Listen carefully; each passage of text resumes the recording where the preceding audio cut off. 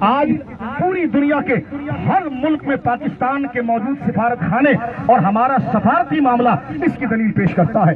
لیکن ہوا یہ کہ مودی حکومت RSS والے جنہوں نے اپنے قائد کو زندہ مار دیا تھا مہاتما گاندھی، اور جھوٹ بتانے کے لیے وہ آج اس کی تصویریں گویا کہ نوٹ کے اوپر لگاتے ہیں. لیکن آج پھر اسی طرح ایک دفعہ RSS اکثریت میں آنے کے بعد انہوں نے بھارت کے پورے جبر اور اپنی انتہائی دہشت گردی کا ثبوت دیتے ہوئے کشمیر کے اس ڈسٹریبیوٹ علاقے کو اپنا علاقہ قرار دیتے ہوئے وہاں سے مسلمانوں کے حقوق کو پامال کیا.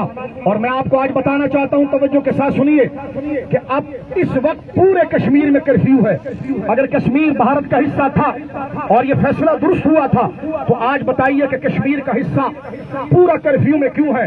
میرا ابھی سعودی عرب میں کچھ کشمیریوں سے رابطہ ہوا اور انہوں نے کہا شاہ صاحب ہم کشمیر میں اپنے رشتہ داروں کو ٹیلی فون بھی نہیں کر سکتے، نیٹ پر بات بھی نہیں کر سکتے.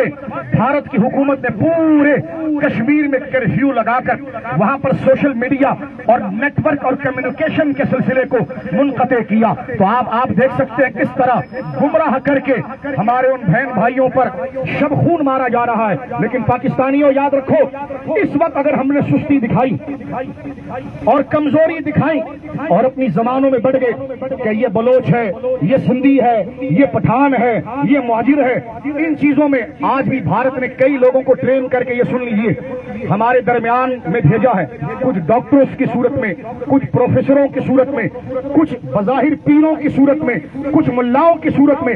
اور اس نظریے سے ہٹانے کے لیے ہمیں لسانیت میں لگایا جا رہا ہے، صوبوں میں بانٹا جا رہا ہے.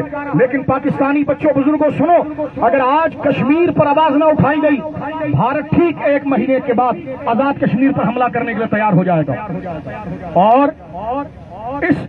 اور پوری دنیا کا آج دباؤ ہم افواج پاکستان پر ہے کہ بھارت نے جو لائن آف کنٹرول پر جو جابرانہ لکیر کھینچ دی ہے کہ یہ ہمارا علاقہ اور یہ تمہارا علاقہ، آج افواج پاکستان پر یہ پوری دنیا سے بوجھ ہے کہ خاموش ہو کر اس کو قبول کر لو. آج اگر پاکستان زمین پر کھینچی ہوئی وہ لکیر جس کو سرحد کہا جاتا ہے، ہندوستان کی اس لکیر کو اگر قبول کر لے اور کشمیر کے اس علاقے کو بھارت کے حوالے کر دے تو اگلا اقدام اس کا آزاد کشمیر پر ہوگا، اور اس کے بعد پھر اس کے بڑا اقدام اسلام آباد اور لاہور کی طرف ہوگا. لہٰذا یہ 1947 کی تحریک پھر تازہ ہو رہی ہے. اور میں آپ کو بتانا چاہ رہا ہوں، لمبی تقریر کا شوق نہیں، لیکن آپ کو پتا چلے کہ آج سارے مسلمان کیوں باہر نکل آئے ہیں، آج ہر پاکستانی باہر کیوں نکل آیا ہے. آج کشمیر کی حفاظت نہیں میرے دوستو، لا الہ الا اللہ محمد رسول اللہ کی حفاظت ہے.